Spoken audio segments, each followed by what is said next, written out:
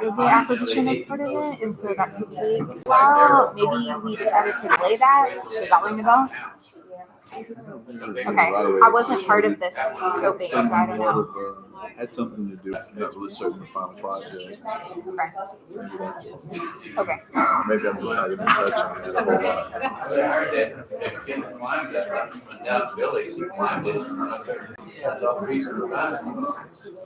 I would have stepped on those limbs and bought limbs up there. He was up there in the ozone layer. Welcome to the June 17th meeting of the Oak Point City Council. We're happy you're here to join us. We're going to start with our roll call and determination of quorum. Every council member here is here, with the exception of Deputy Mayor Pro Tem Klawicki. He's out of town on business, so we have a quorum. And if you'll please join me in the invocation. Our gracious Father, we thank you for the quality of life and the quality of place we enjoy in Oak Point. We pray for your peace and protection for all our residents and staff. We are especially thankful for our DPS staff that we are honoring tonight for the lives that they saved. Thank you for your unconditional love. Guide our hearts to reflect your love and your goodness. Amen. Amen. Amen. David McBride will lead us in the pledges. Macbeth, I'm sorry.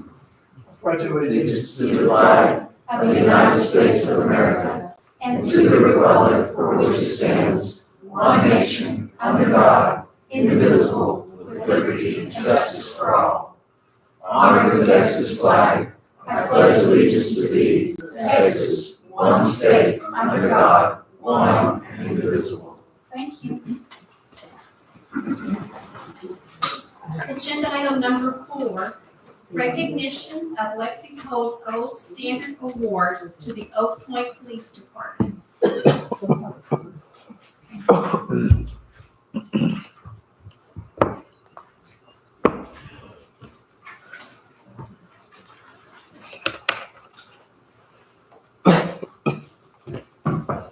So a couple weeks ago, our department was recognized by Lexipol for achieving gold standards. So there's 3 different standards that you can achieve. It's bronze, silver, and gold. The metrics on what they base this on is training, policy updates. Something that's important is getting the guys to acknowledge the new policies that come out, and so just keeping everybody aware of the new policies that come through. They're a real big stickler on police training. So we were just awarded for 2023, and hopefully we'll get another one next year, 2024. Congratulations.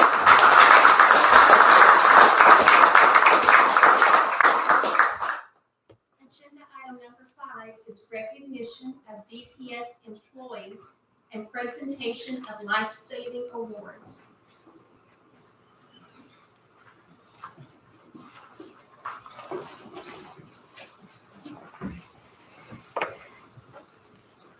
All right.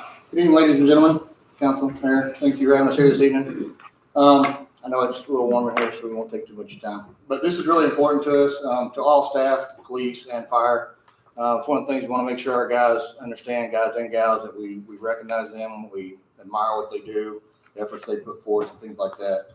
So again, good evening. Tonight I'm honored to recognize some extraordinary efforts from our police and fire department. Often we speak about heroes in abstract forms. Now we want to celebrate some real life heroes. Their actions made a profound difference in our community. So recently they answered a routine medical call. The members of the department demonstrated exceptional skills, quick thinking, and unwavering commitment to saving lives.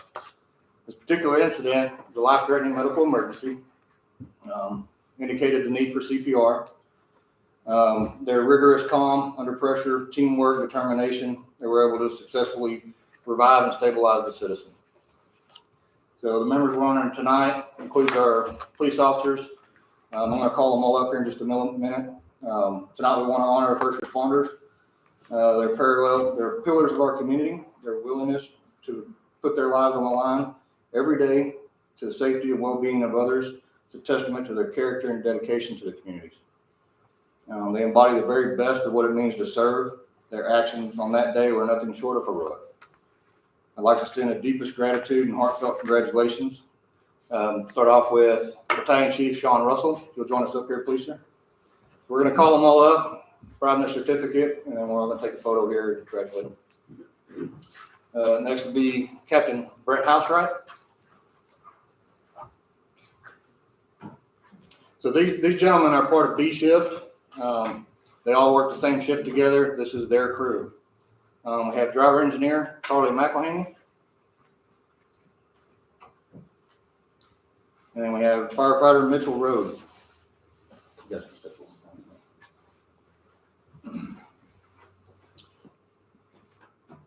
Next, we also have our police officers.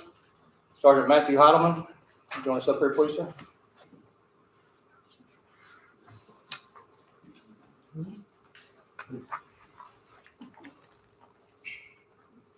And Officer Blake Harding.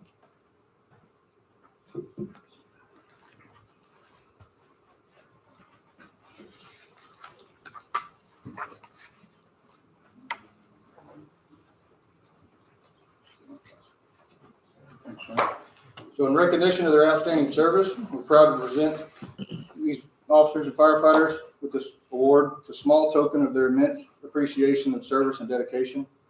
We hope this service is a reminder of how valued they are by our citizens and the city. We want to thank the council and all the citizens for joining us tonight and allowing Chief Tattoo and myself to share this moment. And let us continue to support and honor the brave men and women of the police department and fire department who work tirelessly to keep us safe. We thank you all for being here with us this evening. You guys rock.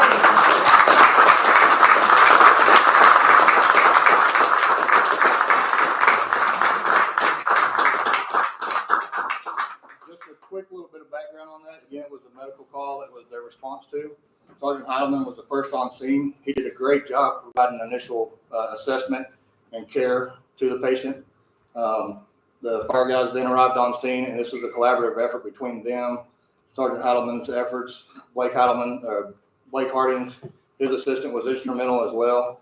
He assisted with gathering the patient's family, calming them down, getting the information we needed from them, and kind of separating them from the incident so the gentleman could work. Again, this was a collaborative effort between all the people involved, our crews, responding agencies, transport service, and the hospital staff.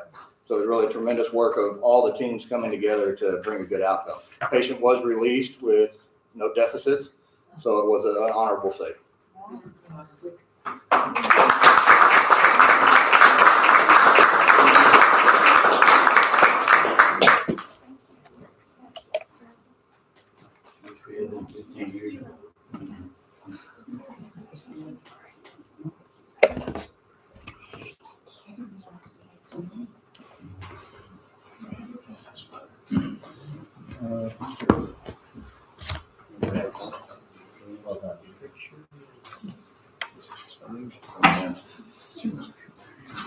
Somebody squeeze in, we'll get a quick photo.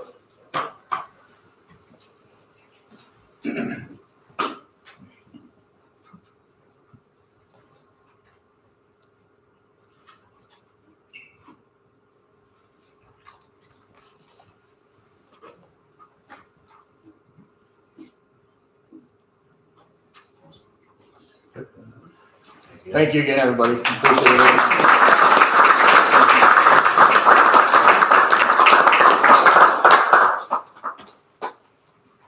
See you, Whataburger.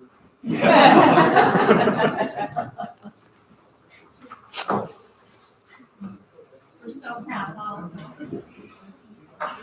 Agenda item number 6. Joni, do you have some community interest comments? I think probably first and foremost on everyone's mind is trees. So the latest update is I spoke with Cheryl Brock today, as did Stephen. She said they collected 10 tons on Saturday. I know it doesn't look like that, but that's what they were telling us. They went through Lakeshore, I believe Maverick, and she said some area south of City Hall. They will be back next Saturday. They are hoping to have 2 to 3 of the boom trucks to make another pass, and we'll just keep chipping away at it until we get everything cleaned up. A reminder that we have Freedom Fest the last Saturday in June, I think it's 29th, and that is from 10 to 1. Thank you. I'd like to acknowledge that last week was Women Veterans Day, and our Paul Bastich was at the county courthouse and had a very nice ceremony for the women veterans that live in the county. The next agenda item is agenda item number 7, public input. Is there any public input? Number 8, presentation and discussion of the following reports. The financial report for May 2024. And Donna's not here, but I would thank her for her response to our questions that she's already sent on financials. Any other financial questions? Hermes is down, way down, but trying to pick it up with the franchise.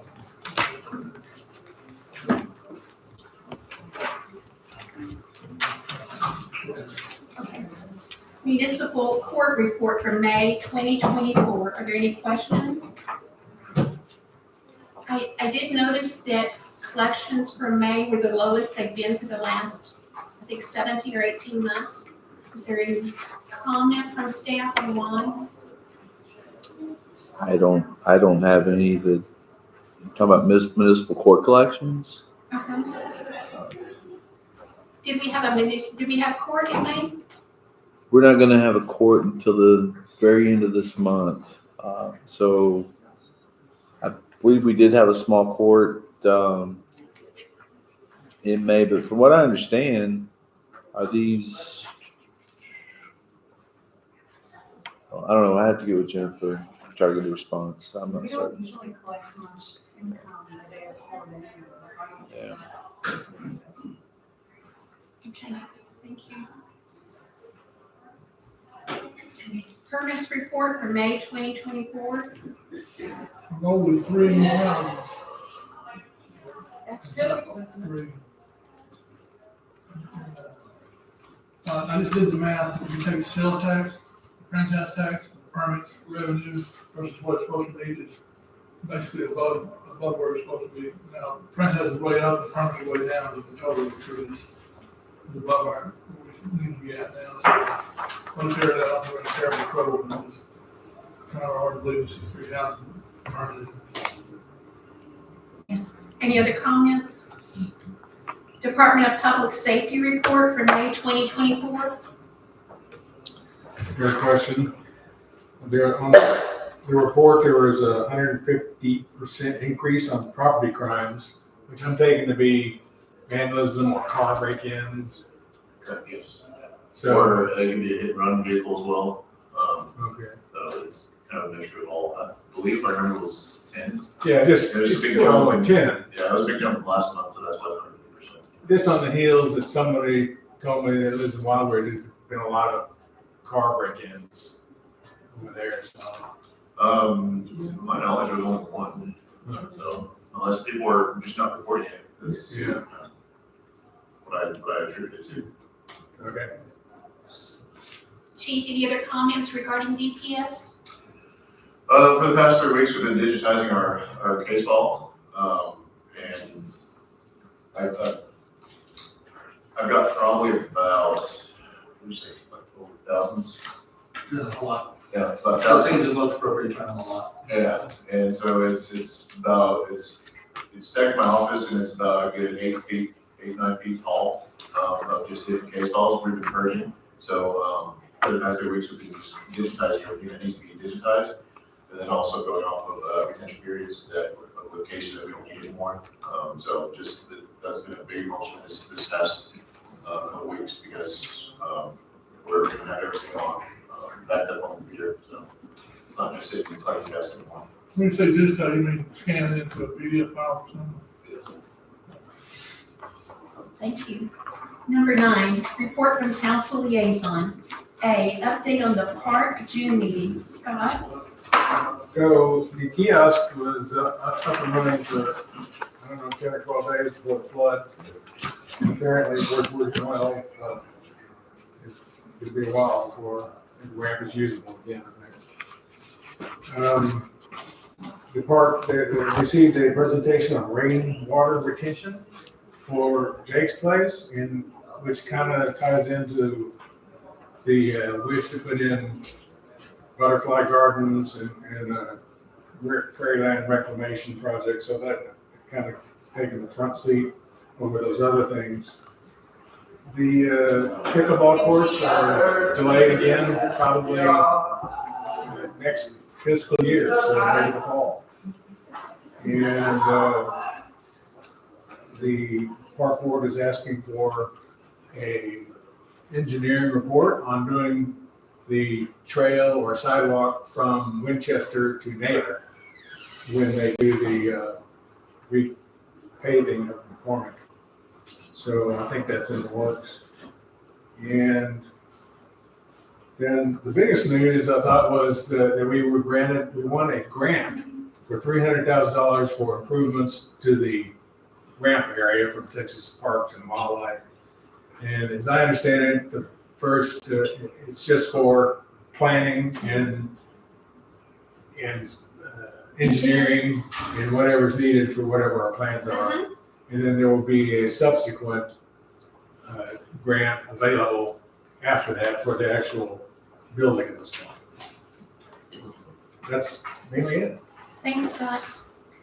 B is update on the Economic Development Corporation June meeting. Greg, please. Yeah, we had a lively and interesting meeting last week of the Economic Development Corporation.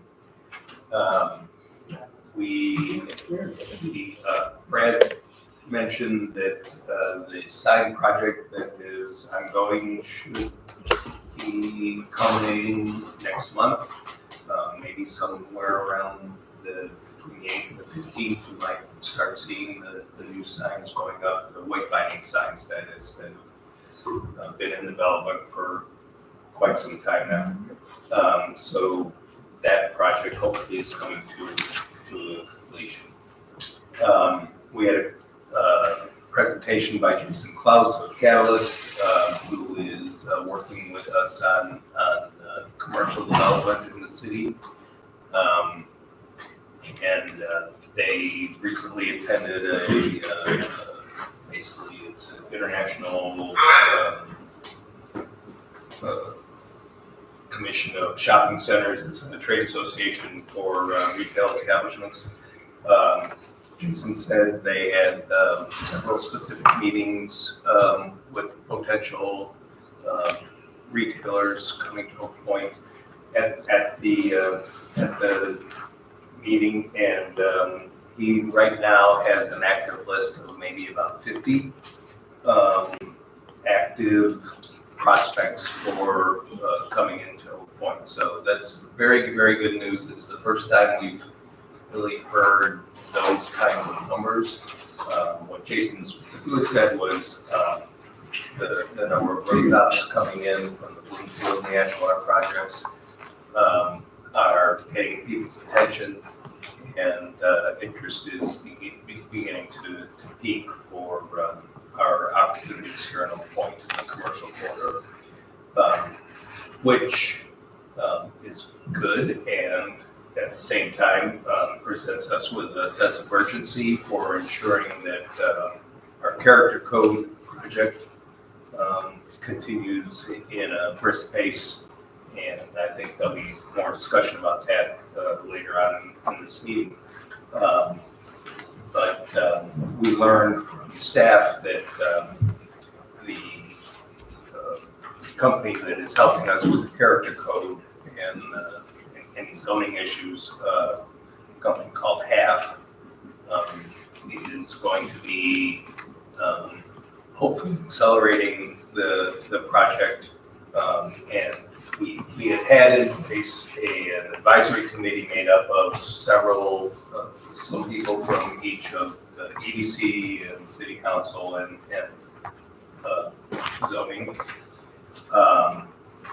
And rather than going through that step and then coming back to the full group again, we're going to just kind of streamline the process, and HAF will be presenting 2 joint meetings, the first one tomorrow night, of the P&Z and EDC and city council. So hopefully with that process, we'll improve communication, get things moving more quickly, and we'll get to the ultimate goal, which is to ensure that as retail begins to be developed, that it's consistent with the look and the feel and the vibe that we want for the city. So that was the main topic of discussion, and beyond that, we began to take a preliminary look at the budget for the coming year, and we had some early discussions about how that would look, and how we would potentially set aside more funds for incentives for retailers coming into the city. And so that discussion will be ongoing as the budgets are developed by staff. Thank you, Greg. Number 10, consider and act upon the minutes for the May 14th, 2024 Joint City Council, Economic Development Corporation, and Planning and Zoning Commission meeting, and the May 15th, 2024 regular City Council meeting. Make a motion with approve item 10 as stated. We have a motion by Councilmember Lusk, and we have a second by Councilmember Horatio. Any discussion? If not, we'll vote. All in favor say aye. Aye. Any opposed? The motion passes unanimously. 11, consider and act upon a resolution authorizing the city manager to execute a contract for PID administration services for the Chaparral Park Public Improvement District between the city of Oak Point, Texas and P3 Works LLC. Stephen? Thank you, Mayor and Council. We thought Mary Petty was going to be here tonight, but I guess she got some miscommunication. Nevertheless, this is the PID agreement to employ P3 Works to be our PID administrator for the Chaparral Park development, which is the Bloomfield development. This agreement allows them or works with them to be able to assess and place the assessments out to the appraisal district and whatnot, so that all the assessments are collected as the public improvement district develops through its development cycle. But in general, we compared this against our previous PID administration documents that we have for our other PIDs, and it's almost identical. So staff would recommend approval. Thank you. Is there a motion? Make a motion to approve the resolution as read. Is there a second? I second the motion. We have a motion by Councilmember Horatio, and we have a second by Councilmember Bastich. Any discussion? If not, we'll vote. All in favor say aye. Aye. Any opposed? The motion passes unanimously. 12, consider an act to accept a proposal from BGE to provide engineering services for road improvements to McCormick Road from Naylor Road to Farm to Market 720. Stephen? Again, thank you, Mayor and Council. This is the engineering proposal from Brown and Gay Engineers. This is to do the engineering and the bid process for roughly 5,000 linear feet of McCormick Road. The road will be somewhat done in multiple phases, not phases, but variable widths, where up near the shopping areas will be a little wider section. But as we move back toward Naylor, the road will narrow. Now, I think in some sections we had talked about just narrowing it with striping. The road section may stay the same width, and doing that, I believe the discussion was so that if the road was to ever be widened, that it didn't take a tremendous effort to make that happen. And we control it by having maybe wider lanes and larger shoulders in those areas. This engineering project, I think the engineer's the engineer's estimate was about, rough estimate was about $4.9 million to do the road. This would be a concrete section road. I think they're proposing an 8-inch section of concrete. trying to find my notes here. Toward the back.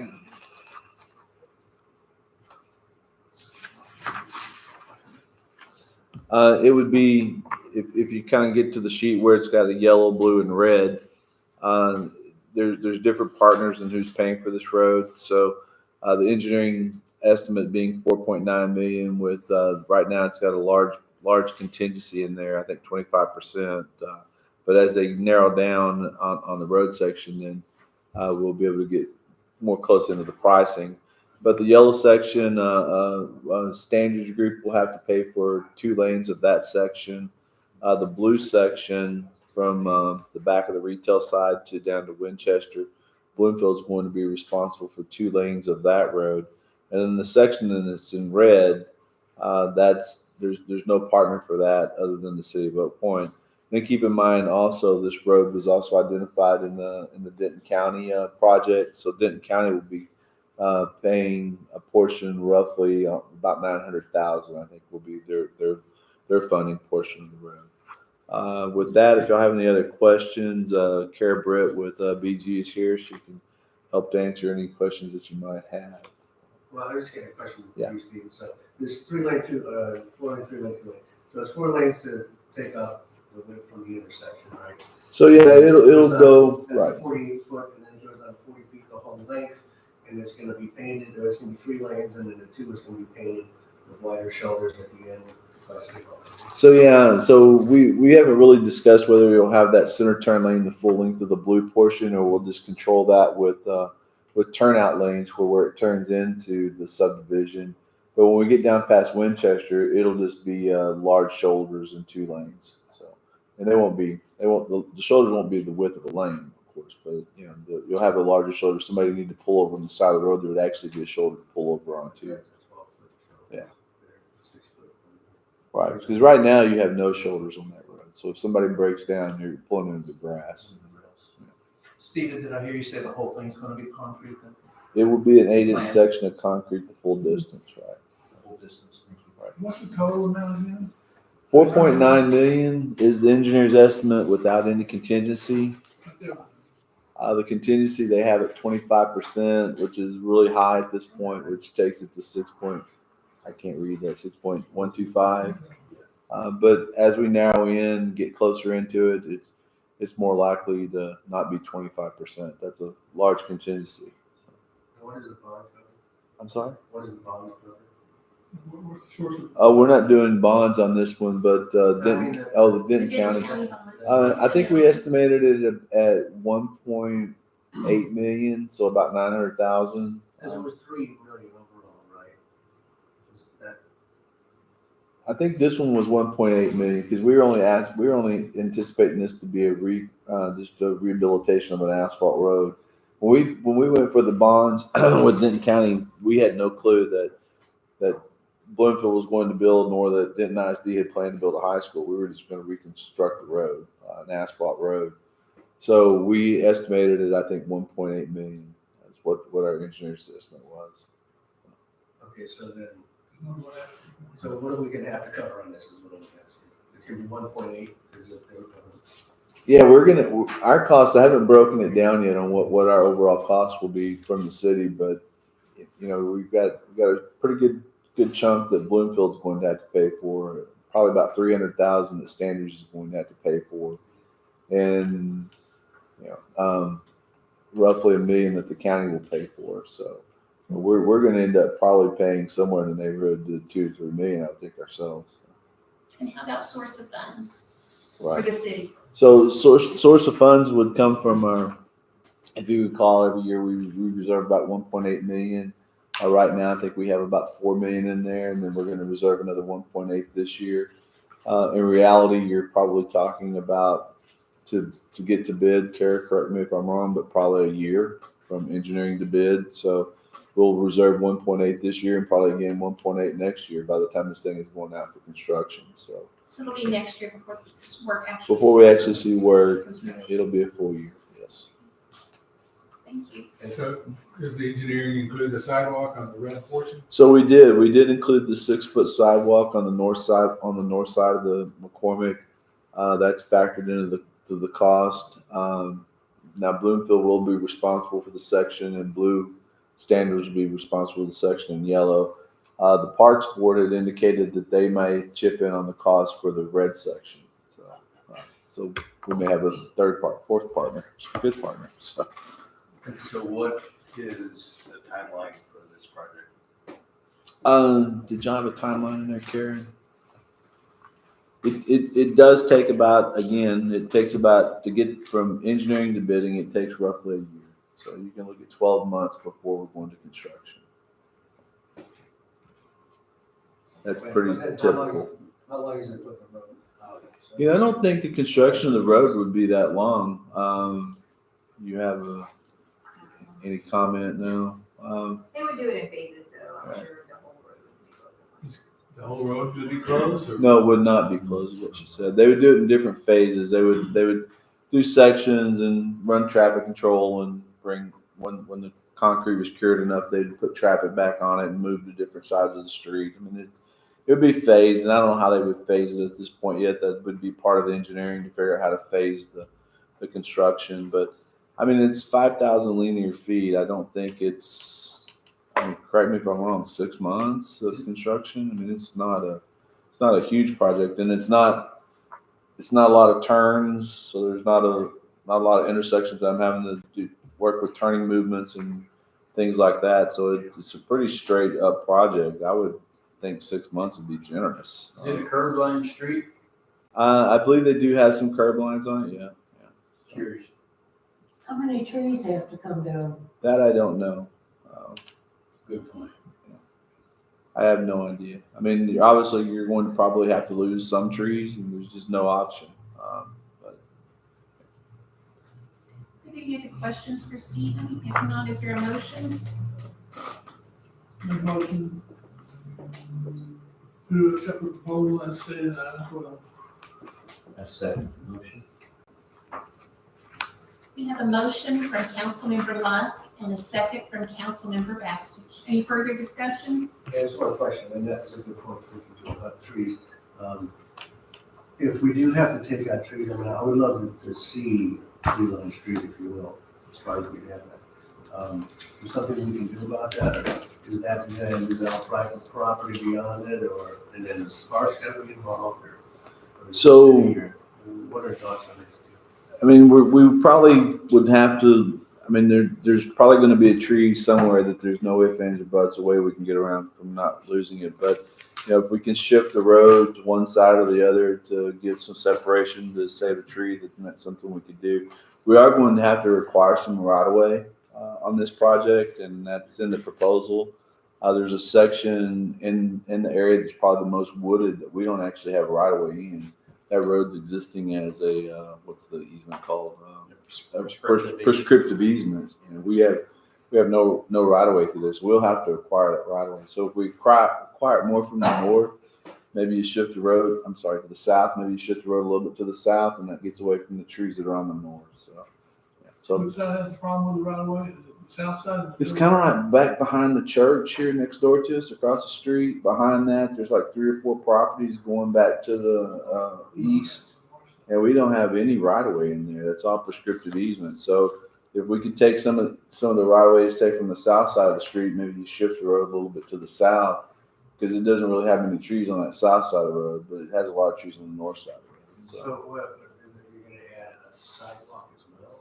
So it would be a sidewalk, and obviously with sidewalks, you can meander a sidewalk and go in through and around trees. So. Well, no, I mean, I'm not concerned, I'm just concerned about, what's the property that those owners are gonna have to face to get the road there and get a sidewalk in, What's the property? how much, Depth? what are they gonna have to worry about? I mean, there'll be a little bit from each side of the street, and I really don't know. I think that's cost for a 90-foot right of way through there. There's probably already 40, maybe 50 feet, so they may have to come up with 20 to 25 feet each side, to be able to get there. I mean, it's already, you can look at it, it's already there, it's just not dedicated. So, the right of way, if you were driving through it, you would think we have right of way through there, but we don't. But it's just not dedicated right away.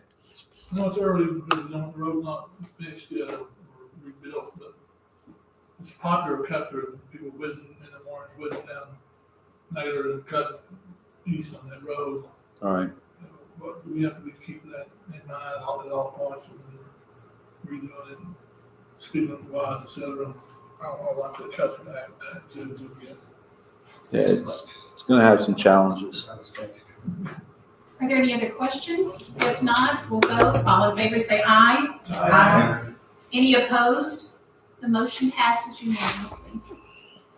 13, consider an act to accept a proposal to provide engineering, bidding, and construction-based services for pavement maintenance for the Yacht Club Estates and Crescent Oak subdivision. Stephen?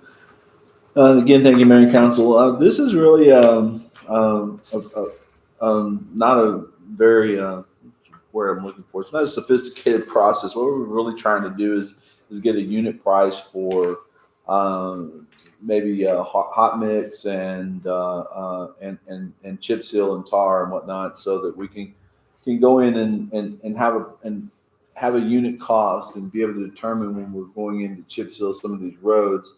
You know, we can, once we get a unit cost, then the engineers can apply that unit cost to the road and say, this is how much this road will cost, this is how much this road will cost.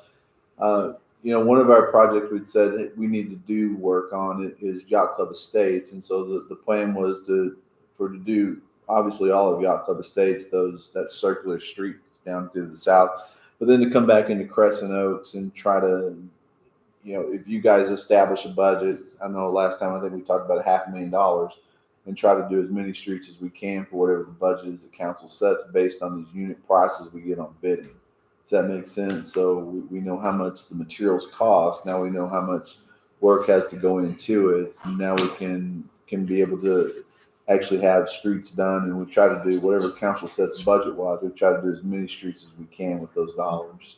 Didn't we have a discussion about Crescent Oaks being done in 2 phases? So Maybe first of one to the north and then the south. right. So down to the south, it's just from going down there and looking, we have some streets because it does go downhill to the lake. They drain faster, and so you have a lot more erosion that's happening. Some of those streets down toward going down in the lower part of Crescent Oaks are probably, even though they're all bad, they're probably worse than the ones up toward the top. It's more the grid pattern streets up at the top. And yeah, we talked about maybe that lower portion being like a phase 1, and the upper portion being a phase 2. So.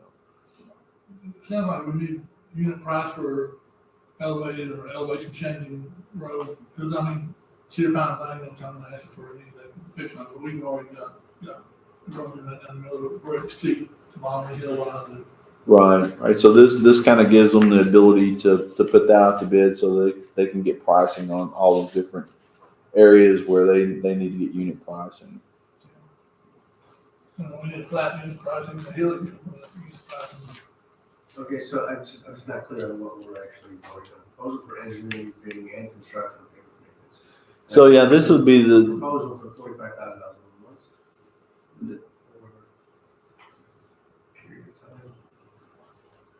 So yeah, it's the engineering services, the bidding services. That's what we're asking them to do, is to put together determine the limits, the lengths of each improvement width of Yacht Club Estates, Crescent Oak subdivisions, Aero Imagery, develop opinion of probable cost for the total proposed, recommend scope, and then it gets into the bidding side. So now we got to go and put it out to bid so that we can get unit cost developed. So they got to develop the bidding process, put it out to bid.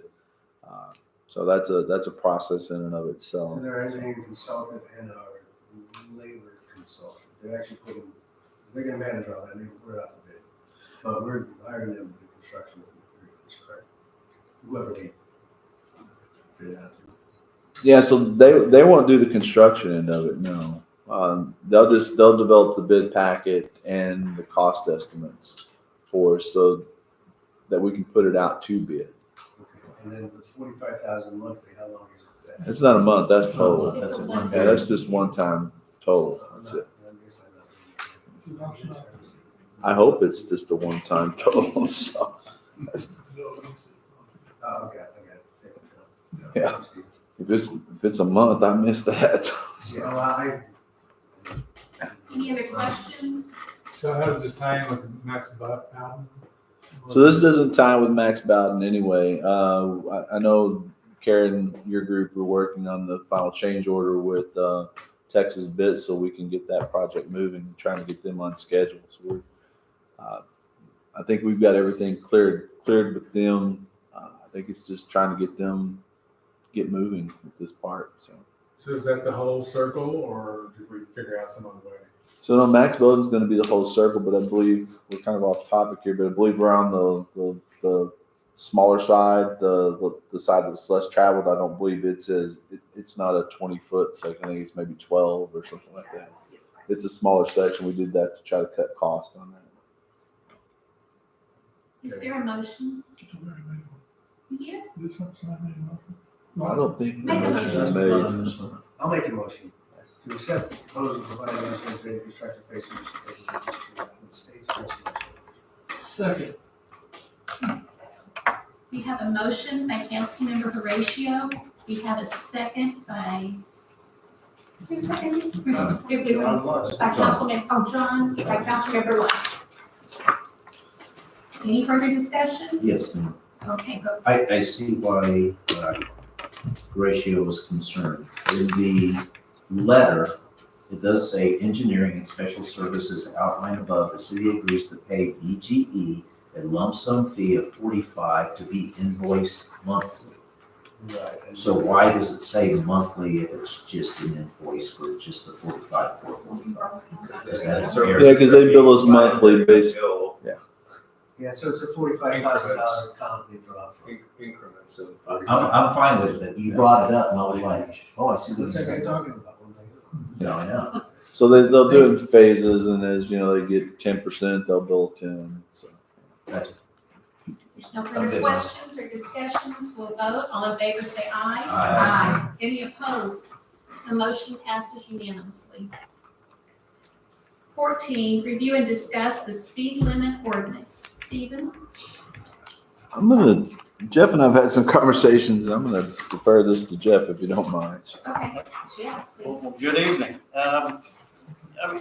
Under state law, you have some prima facie speed limits that are set by state law. For highways, you have like 70-mile-per-hour speed limit. In an area called urban districts, you'll have a presumed speed limit of 30 miles per hour. Urban district is a defined term, and you have to have structures built on either side of the road within intervals of 100 feet. Those buildings extend for more than a quarter of a mile, and that would meet the definition of urban district. And in an urban district, you do not have to have a speed limit sign posted. State law says you presume 30. So you turn onto a street that meets the definition of urban district, it's presumed 30 unless you see a sign that tells you something differently. Cities and counties can change the speed limit from those prima facie speed limits, but it has to be based on a traffic and engineering study, and it's not effective until you have a sign posted. So if you wanted to do a 45-mile-per-hour zone, it needs to be based on a traffic and engineering study, and then the signage would have to go up indicating it's a 45 zone. If you don't have a sign up, then if it's an urban district, you presume it's 30. Now, I understand in our ordinance passed, I guess, a number of years ago, we have a presumed 40-mile-per-hour speed limit. And so really, if you want to change speed limits beyond what's the presumed under state law, we would need to have traffic and engineering studies to set a speed limit at 40, for example. And it would have to have signage that, the speed limit sign would have to be posted. There is some ability, some recent legislation allows cities to set speed limits at 25 miles per hour. And I think we've done that for a couple streets. That's been defined, seemed like redefined every legislative session since its initial passage. I think today it just has to be a 2-lane road, one for each direction, and that if city council finds, they can set a 25 mile per hour speed limit. Again, you have to have a sign up before it becomes effective. And so I guess right now we have 1 or 2 instances where it's posted 30. And then if you were to turn from that street, we have our city ordinance that says it's presumed 40. And so in that instance, I would agree, you know, those off streets from where it's posted 30, yeah, that street's 30. But when you turn to a different street, unless it's an urban district meeting the state law requirements, our city ordinance says it's 40. And so if you want to change that, then one, if it's an urban district, we could rely on urban district and say it's, you know, 30 mile per hour. But if you're wanting to do something different, we'd have to do traffic and engineering studies to figure out what's the reasonable and prudent speed for that area. I think engineering, then I'm going from my old prosecutor days. I think you're supposed to set it within 7 miles of what the traffic and engineering study says. And then, yeah, again, it's not effective until you post signs. So you can have a sign cost and then the traffic and engineering cost to start changing speed limits. So can we try and simplify this a little bit? Our ordinance says if it's not posted, it's 40 miles an hour. Do we meet the criteria for an urban district where we could bring the ordinance into conformity with the urban district? That is always a fact pattern based on, I guess, the character of that individual street. If somebody's speeding on a street, officer pulls them over, gives them a ticket for, let's say, doing let's say 40 in a 30 urban district.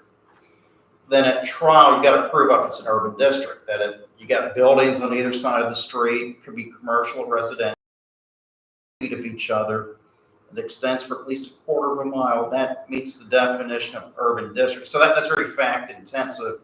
And so one street's going to vary from another. But if it did meet the definition of urban district, state law would say it's 30 miles per hour. Doesn't seem like Eagle Landing, Inward Sound Boulevard, they aren't 100 feet apart. Buildings aren't they? Within 100 feet. It wouldn't qualify as urban district, would it qualify now? Eagle Landing, Inward Sound. Yeah, I mean, I'm going to say if there's buildings within 100 feet of each other. Is there? Lots are pretty damn big over there. Some might be, some. Can I ask why we're having this discussion? It was on the agenda. Yeah, I don't, I understand, I'm but not what's the certain. point? It's on the agenda. Why is it on the agenda? I think it's a concern of speeding. Greg asked that it be on the agenda. Okay, and what was the question that you had? So, you know, it doesn't make a lot of sense for in our neighborhoods, especially with curving roads and things like that, that speed limit should be 40 miles an hour. I thought the speed limit in the neighborhood's 30. No, it's not. Only if it's posted. And it's only posted on sort of the major arteries through the neighborhoods. So any of the side streets, any of the So if curving. you come in on Emerald Sign, you see a 30-mile-an-hour sign, it's Yeah, 30. if you turn it- You turn to a street that doesn't have a sign. Then it's Then it's 40. 40. And Well, then, let's just have to put up some streets. Maybe we just need some more signs. And somebody had recently posted something about signs being taken down. yeah, and I think that it was a legitimate observation that I thought merited some. You know, I'm not sure if posting signs everywhere is a solution, or if we can get to a solution that is more universal, where in our neighborhoods we're not driving 40 miles an hour down the People street. just slow it. I mean, if on a straight thoroughfare like, you know, in our neighborhood, Emerald Town, it's posted 30, in Alexandra, it's posted 30. Why should it be 40 when you're getting off those main parts Yeah, of it the should. neighborhood? I mean, that neighborhood, 40 miles an hour in that neighborhood, it's, 30 is fast enough. Exactly. Jeff, are we not in compliance with state law? State law is 30 and our ordinance is 40. Are we not in compliance? Well, I think I guess this was passed when you're a general law city, and there, I mean, cities can always pass ordinances for the public health, safety, and welfare of the citizens. So I think, you know, home rule city definitely could pass that ordinance. I think a general law city could as well. I don't think we, the state floor, or the state has kind of set the floor. I think it would conflict with state law if we try to say urban districts, it's 20. We can't do that. But if we want to say it's 40, I think we could. State law sets it at 30, but if we wanted to raise it, I think as a, sovereign government, we could do that. That's not the interest. Well, I think that was the question, why was it 40? Does that violate does that violate state law? I think councils could do that back when they did. Now, whether we want to change it, that's a different question.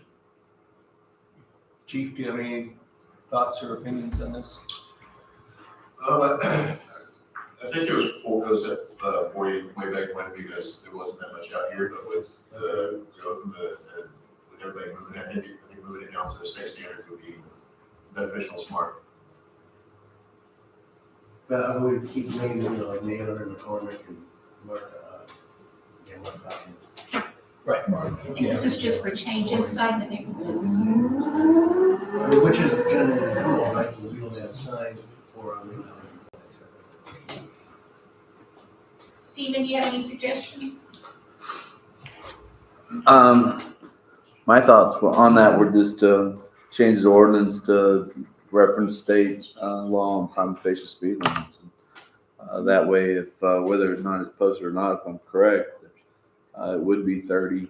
And we did measure, I heard when I was leaving, I heard we were talking about distance between the houses, and I think I just measured a few. Most of them were like 55, 60 feet apart. So they do fit that urban residential district I was character. asking if we say that, does that affect the speed limit on Naylor and McCormick, Mark? On Naylor, McCormick, and Martop, no, because they're marked different speeds. So if it's marked the speed, then that's the speed. If it's not marked, then it's 30. So. Right. So Stephen, can we look at it again next month, maybe have some suggestions for? Yeah, we were going to bring an ordinance this month just to amend it, and but vacation's getting away, so we didn't get one. We didn't get one. Somebody's going on vacation. No, I was on vacation. Okay, so can we have an amended ordinance draft for next month? What is the sense of the council? Does it want to get asking the sense of the council? Like that? I think we're open to it. I don't see anyone opposed. I think our ordinance should fall in line with the state. Before we do that, can we change Martingale between Yacht Club and 720 to 40? Between 35. Well, you're gonna need an engineering study and, We have to have a study. yeah, you'd have to have an engineering study. Why would you want to increase it? Because it's a lot of nothing between those two roads. Oh, you want And to? and McCormick is 40, so why wouldn't Martingale? Because wine and stuff. Well, it's windier and There's no sure. and there's gonna be more houses there. Yeah, I mean, I'm scared of show. All right, agenda item 15, discussion regarding commercial corridor character code.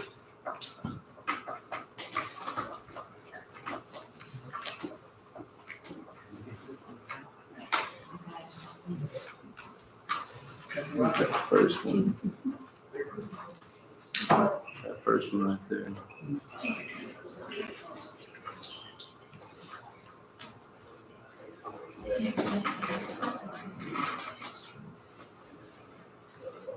It's not a PowerPoint. You just want to pass the mouse down or.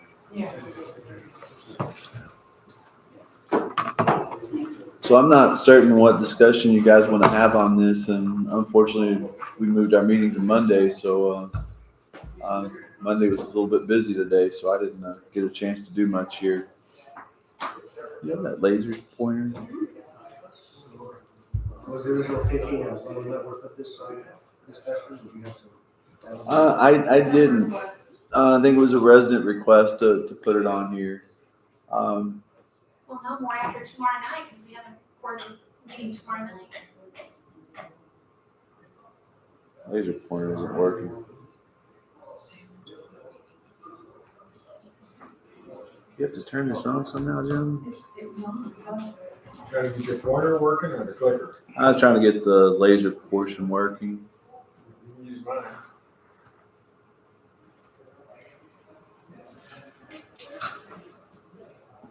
Oh, there it goes. Which button you push? They got it. You ready? Oh, at the top. Okay.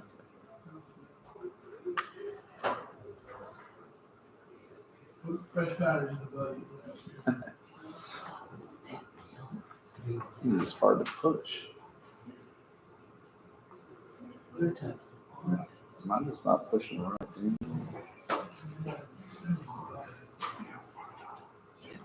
Is this easier?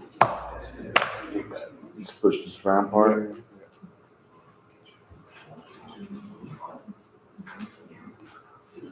Here we go. Thanks, Scott. So this is the commercial corridor that's being discussed. I believe maybe scroll down a little bit more.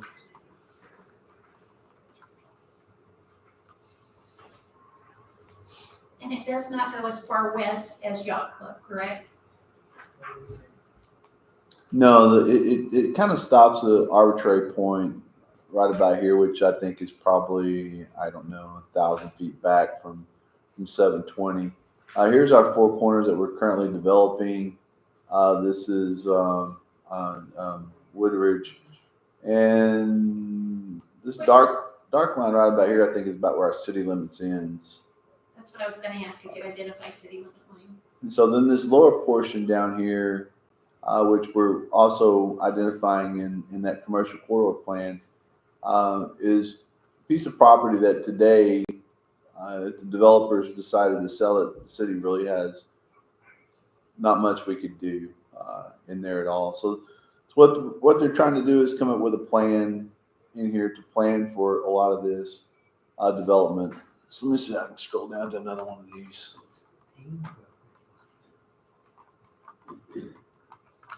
That's project schedule. And I don't think this is the latest draft either. I just tried to go back in and grab something because I even forgot to put it on a flash drive.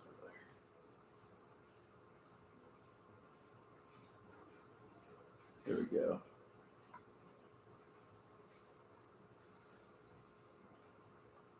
So these are some of the zoning framework they're talking about in here, with kind of this orangey area being more of your retail corridor and the yellow area being more of a residential corridor, and just allowing the market to decide what fits that area. This and this area right in here is actually residential, so I think they're just trying to keep it on there to stay consistent with the coloring, but technically that would not be a commercial area. This area again, when we get down below this line, we don't really have much that we can control. So we're really trying to plan the full corridor. And currently we have some zoning in these areas. We can control what happens in this area here above the city limit sign. So I think really the goal here is to try to formulate a plan for that corridor where we have a plan moving forward. We have a zoning framework that says this is the character that we want this area to look like, and the way we want it to develop in certain ways. So, in the orange land use area, they're talking about that being a commercial mixed use type development where you could have offices, retail, those sort of things in there. And then back to the yellow would pick up housing, and that's your housing buffer back up to your commercial areas. And then when we move down past the city limit sign, I think that's where we have our TERS in place. So if we have our TERS in place and we're developing these properties to the north of our city limits, we can use those TERS dollars as well as our MDD dollars from our municipal development district to somewhat maybe incentivize this property owner or these property owners in this area below our city limits down here to try to get these folks to develop the property as the city is developing in line with our framework, so that these properties down here match these properties up here, and we don't end up with a 2,000 unit apartment complex, because What does our future land use plan currently have for the properties in the yellow that are south of the city limits? what is it? So I think currently in the FLUP, it's just designated as residential. It's not even designated as commercial along the frontage. So it's Can we do something about that? it's outside our city limits. So in the comprehensive plan, they go ahead and plan for it because it's a planning tool. So So our city limits actually end there. It's not just. in right It's there. not there and it's that. It's like. It goes all the way west. And then that's where you go down to. Right. So there's Hill Lane coming off right here. There goes 720. That's Hill. This is all ETJ. This is outside our city limits. So as a planning tool, they're attempting to plan to organize this so that we have a planning tool to say that this is the way we're looking for this entire corridor to develop. And if we use those TERS monies right, and we use those MDD monies right, then we can help to coordinate that so that when that property does develop, hopefully the developers don't come in and decide, they want to build a large townhome unit or they want to build a big apartment complex. Because if they do that, then we are not willing to contribute TERS dollars or MDD dollars to help them to do that. But if they're interested in developing that in a commercial and a residential fashion, in a manner that's consistent with our zoning framework, then at that time, then the city could participate with the TERS dollars, and they You could said this is participate. not the most current plan here. This is pretty current. This was I one thought of we had a big discussion about the yellow being not not what. multi-unit type of housing. So they're just identifying it as residential, and what they came back with is that it's just let the market decide. This is going to be residential backing up to commercial, and whatever the market says, Well, we're not concerned about what the market wants, we're concerned about what Oak Point wants is best for Oak Point, the feel of the city and building that future. Not just allowing somebody to build a bunch of apartments, because that's what the market wants, right? So is Half and Jason, are they aware of that? Because we did have that discussion with some roundabout going up. Sure. Then I think a number of us here have concerns about that. So I'm just wondering what we're gonna see tomorrow night. We're gonna see the same thing they're showing us and not have this, and it's gonna look like that, and there's not much definition. And they're gonna be pushing us, molding us, melding us into their plan. I gotta have some real issues with that. 'Cause, this has been going on for a while. And, Right. we shouldn't be there. So tomorrow is more of a framework discussion on this area in here, to discuss what characters that the city's looking for on these properties, and maybe even that one up there. They're not talking about this tomorrow night, so. There's less of a concern because the pressure's up there. I understand. I'm okay with that being the focus of the conversation. But So this, to answer your question, this we'll can, discuss that. we're not looking to change the zoning in here. This is just a plan to call it residential. Doesn't matter what the zoning is right now. It's just saying, hey, this yellow is residential. This orange, looks orange to me. This orange would be your commercial. Doesn't matter to me whether that's 5 acre lots, 1 acre lots, a quarter acre lot, whatever. It's no one coming in to zone this property. It's planning, and that's all it is. Planning to say this is residential, this is commercial. Stephen, would you touch on how long-term this is? It could be 20-plus years. Absolutely. This is To make it the best it can be. This is absolutely a long range plan. This is this is easily a 20-year plan. There's these properties are not even in play. No one's looking to sell these properties. Yeah, we don't necessarily think that all the things that are currently going on weren't going to happen when they did not. So these properties up here are in play. These properties, this is currently a polo field right here and there. So these and it's an active polo field. They're not even in play. These properties are outside the city limits.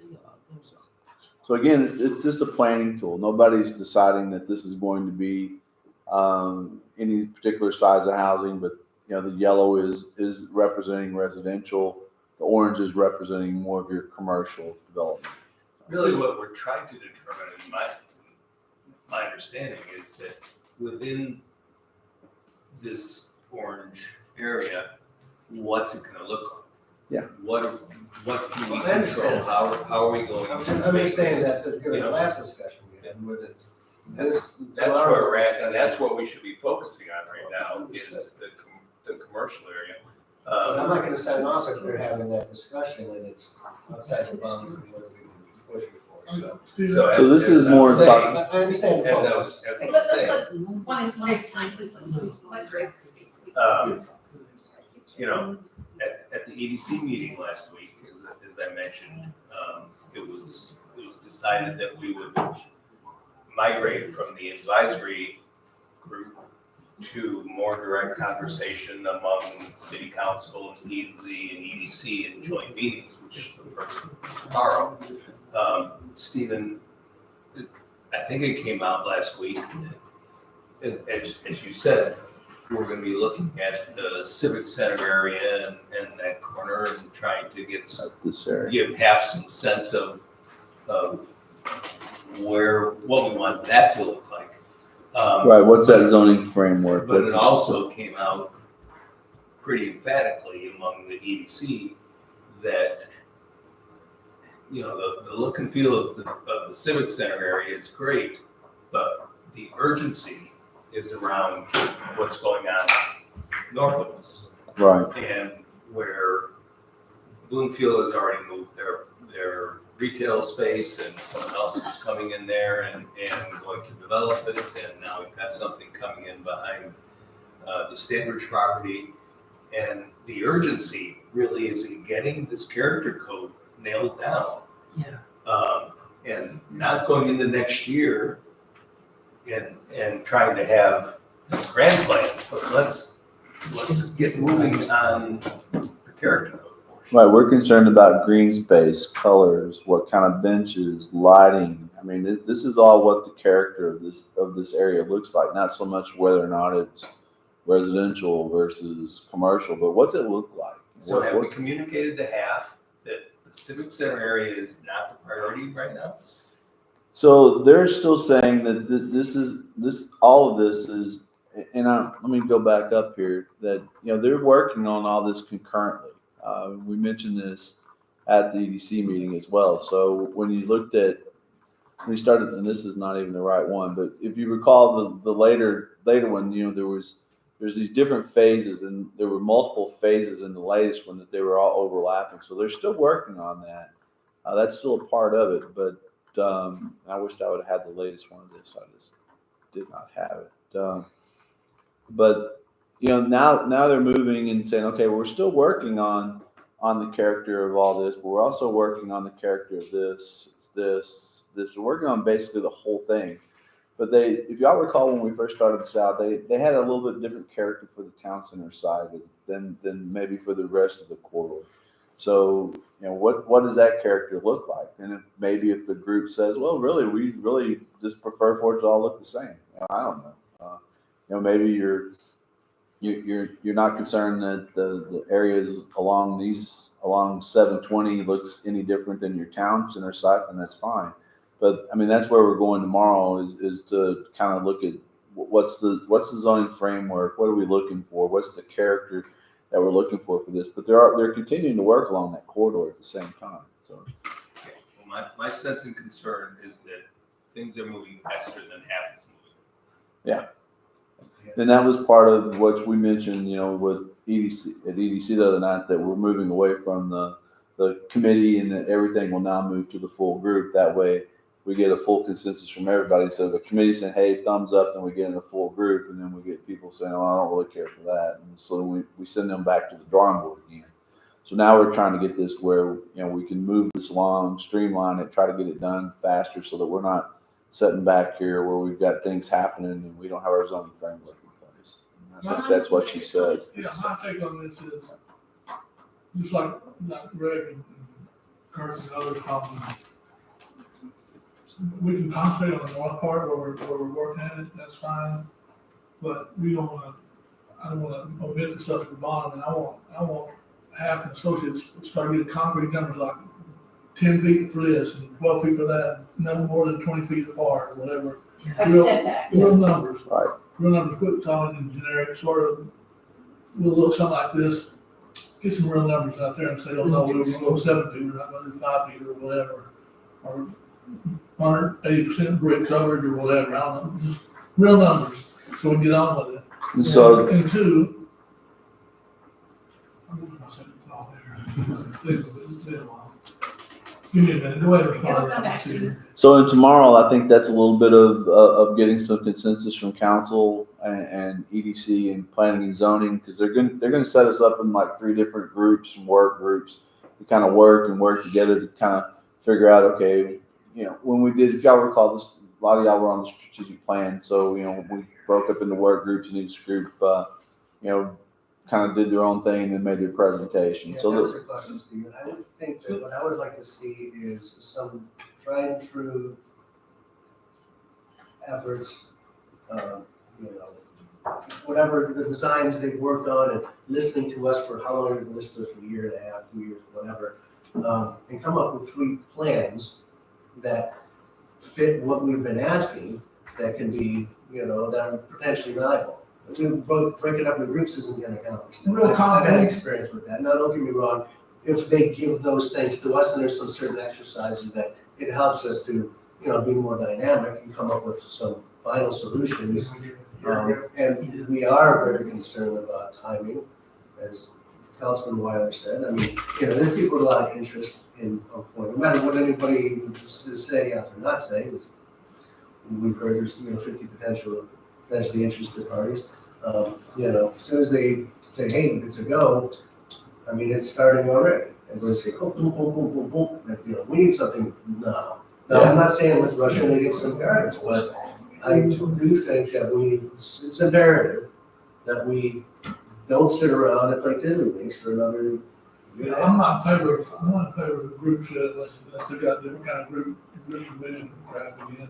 I thought that was a failed experiment, not frankly, in my opinion.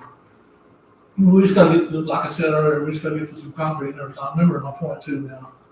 On the bottom part that's not in our ceiling, it's effectively, we have the hammer in some respects as far as what they can do in that property a little bit. What's your hammer? Well, that's not a question. All we have is incentives from the tourism and MPD. Right. And that helps.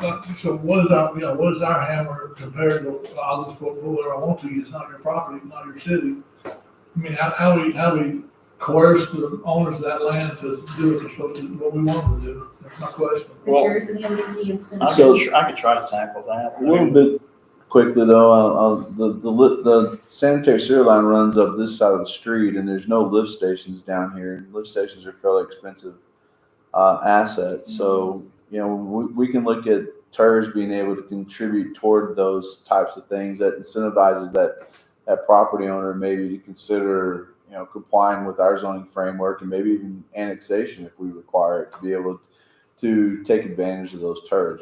I mean, let me say, in other cities, we've done, you know, where they agreed to annex in and maybe done a sales tax reimbursement. I'm talking about the commercial side. Right. Like, okay, you're gonna put commercial in, it's gonna generate sales tax, we'll reimburse you the sales tax that's generated, you know, maybe with a type B corporation, maybe a city through a chapter 380 agreement. I guess maybe for the residential, get them to comply with, you know, the city ordinance, but, you know, with, you know, economic development incentives, incentivize them to request to be annexed in. I mean, there's a carrot and stick involved there. Ultimately, I mean, bluntly put it, a carrot and stick. I mean, we've got. Let's not assume that the property owner is disinterested in accomplishing what we're trying to accomplish either. I mean, you know, there's Density matters. I mean, it's just like going up north on the building, past the low point on the right-hand side, half acre lots versus 4 acre lots, same size houses, but the houses are, you get more out of the land that way. I mean, it's packed in, they get more money per acre in development if you pack them in. I mean, they go 10 acres, they get away with it. All right, so that's a lot of where your zoning framework comes into play. You know, how much green space do you want? You know, how much, you know, just how much separation do you want between buildings? And there's a lot more to it. I'm not a planner, so this is not my bailiwick, but I hear what you guys are saying. There's no doubt we've not been, since they lost their key person over there and this got pushed back, we've not been real pleased with them. Money's green too. Right? What's that? If we're doing business, they need to do business. Understand that. We absolutely agree. We've had some pretty hard conversations with them. Every single day. And you know what? I keep Right. That's how I keep So we've had some very difficult conversations with them from the staff level. So they know we're not happy. So would be no surprise to them whatsoever. But we are working very hard to get this moving and back on track and get it going with their new people they have on board. So, tomorrow we'll go along, we'll move through it. That's part of moving these meetings where we've got everyone in the room and not a partial group in the room, and so that we can push this thing along and we don't send them back not knowing what the answers were. Thank you, Stephen. I'm sorry, Mr. Brown, your hand's been up a very long time. Here's your opportunity to give a comment. Thank you. I was the citizen who got this item on the agenda at my request of the mayor. What I'm hearing described on this orange section along here is not what I heard described at the December-January combined meeting or at the second one that occurred a couple of months later. This is mixed use, which is going to consist of commercial right along the 720 boundary, just like up here. That's a much narrower strip of land than this whole orange area. The remainder of this orange area is multi-use, multi-family apartment buildings and townhomes and so forth. That's what half presented at the December-January meeting. And again, and there were some concerns expressed by Kirk and by Brent Coleman, and I think maybe by the mayor, after that meeting, to go back and redraw these sections to include, I think Brent's words were a minimum of 1 acre. And a couple of other people pretty much seemed to endorse that. But when they came back, the fellow with the short cropped hair was not at the December-January meeting. It was somebody I'd never seen before. A different half person. The half person. But he was at the second one, and the plan that they presented was essentially unchanged. I don't think any communication went back to half expressing the concerns of the council and the EDC and the zoning commission about the densities that they were talking about planning for in this multi-use portion that is not the commercial strip.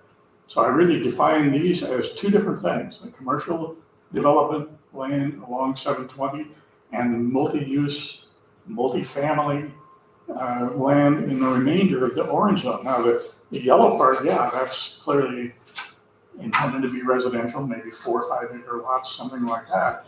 But it was expressed that multifamily and townhomes are too dense for west of 720 for this community to consider that to be part of the look and feel that is meant to be achieved.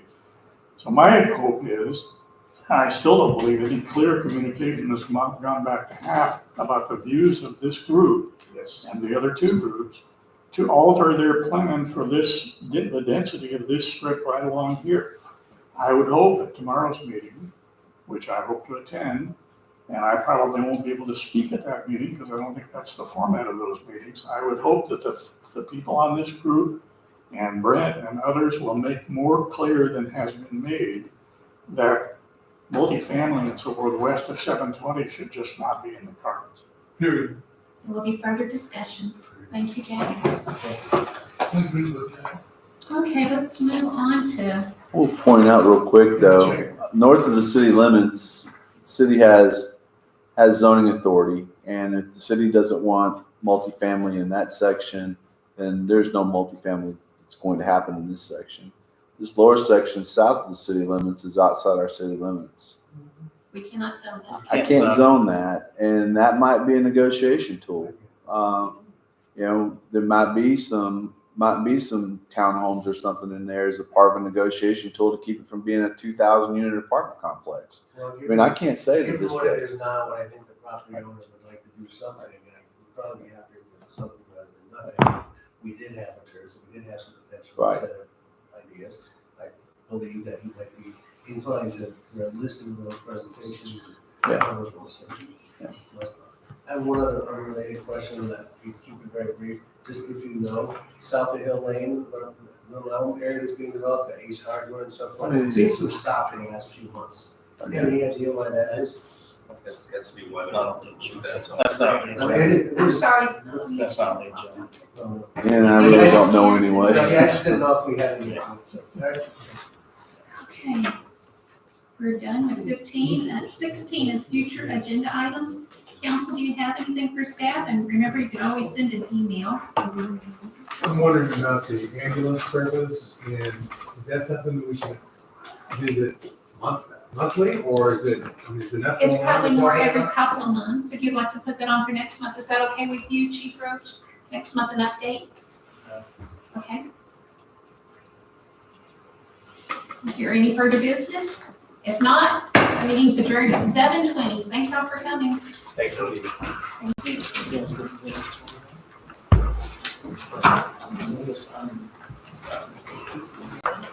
I'm sorry, I didn't think so.